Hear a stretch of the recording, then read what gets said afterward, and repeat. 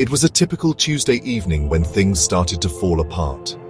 My wall clock had just ticked 11:47 p.m. as I entered my darkened apartment after a long, grueling shift. Outside, the wind whipped through the bare trees along the block, threatening the windows in an ominous chorus. I settled back in my old armchair, wanting to get away from the constant buzz of the city, when my phone rang suddenly. The number was unfamiliar, and a shiver ran down my spine for no particular reason as I picked up. "Help me, please." Before I could react, the call cut off, leaving me with a crushing silence. Writing it off as a sick prank, I attempted to calm my racing heart.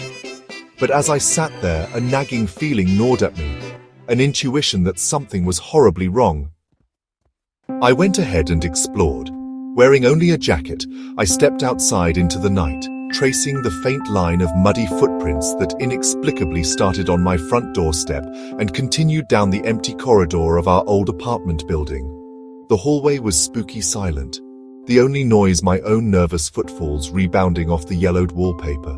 At the far end of the hall, I discovered a slightly open door, a door that I'd never seen before. Driven by both fear and curiosity, I opened it. A narrow staircase leading down into darkness lay within. With only my phone's weak flashlight to light the way, I went down, each step groaning under my weight. At the bottom, I stepped into a long-abandoned storage room cluttered with remnants of the past, old boxes, photographs, and bits of a time when this building was alive with life. My heart racing as I saw only one diary, its worn, cracked leather binding. Written in hasty handwriting on the front page were these words: "I'm trapped. The ghost won't let me go."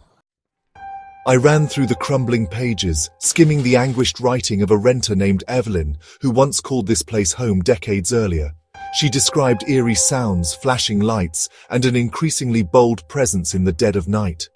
The last entry made me shiver to my marrow. "He comes for me. His face. It is my own, contorted with pain.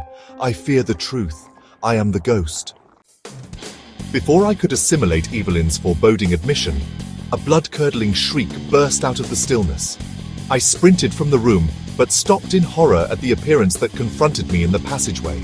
There, materializing out of the darkness, was a form so horrific that it seemed to defy reality. A ghostly apparition with hollow, blazing eyes, and a face twisted into a grotesque mask of grief and fury. Its appearance was uncannily familiar, as if they were carved from my own image. The ghost descended at supernatural velocity, its cold hand grasping to grab me. I attempted to cry out, but terror clogged the sound in my throat. In a frantic attempt to flee, I ran along the corridor, my thoughts tormented by fear and confusion.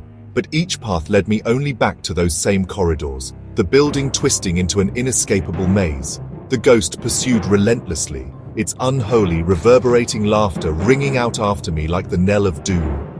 Each turn I took gave me brief glimpses of that otherworldly face, my face contorted with anguish, as if begging to be forgiven. I accidentally found myself in what looked like an old elevator and pushed the call button hard. The creaking doors slowly opened to a narrow room with dusty mirrors.